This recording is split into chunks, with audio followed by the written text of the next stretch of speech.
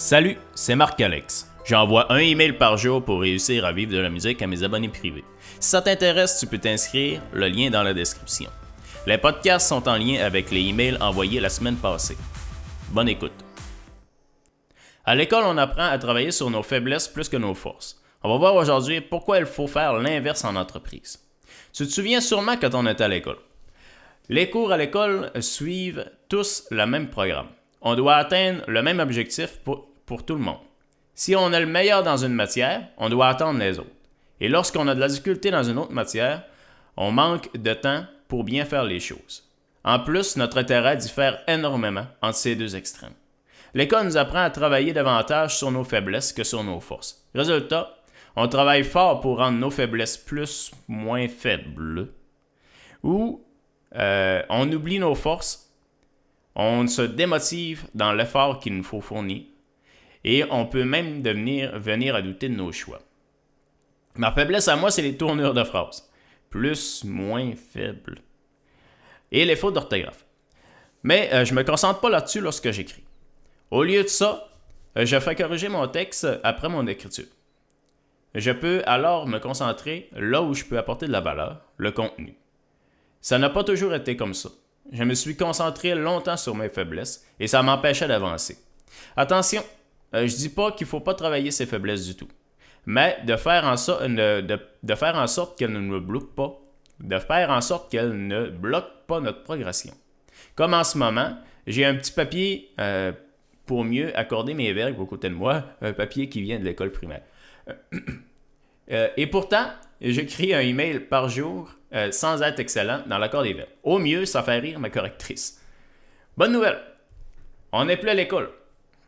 Maintenant, notre but, comme on l'a vu hier, c'est de tirer un maximum de notre potentiel pour les tâches qui nous retiennent.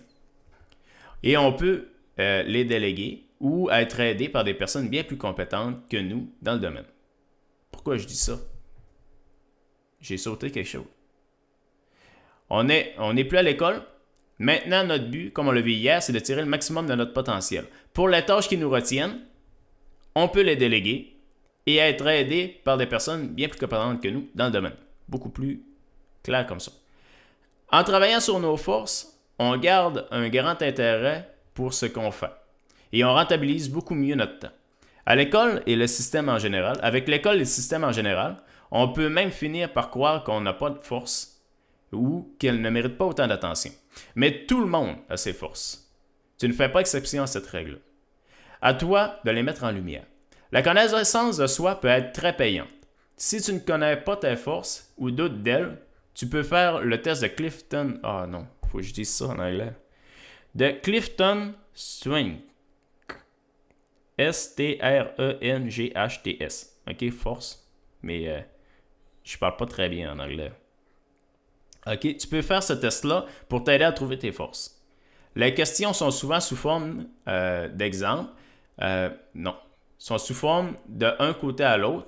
Mettons, à gauche, il va y avoir vider les poubelles, puis à droite, manger une araignée. Puis là, tu dis si tu préfères vider les poubelles ou manger une araignée ou tout l'espace qu'il y a entre les deux. J'ai toujours d'excellents exemples comme ça. Je te laisse le lien si ça t'intéresse dans la description. Pour acheter le code, tu peux trouver le code pour trouver tes 5 forces principales et pour acheter le livre avec un code à l'intérieur. Le test est en français, mais il faut faire attention si on le veut en français parce que c'est pas si évident que ça.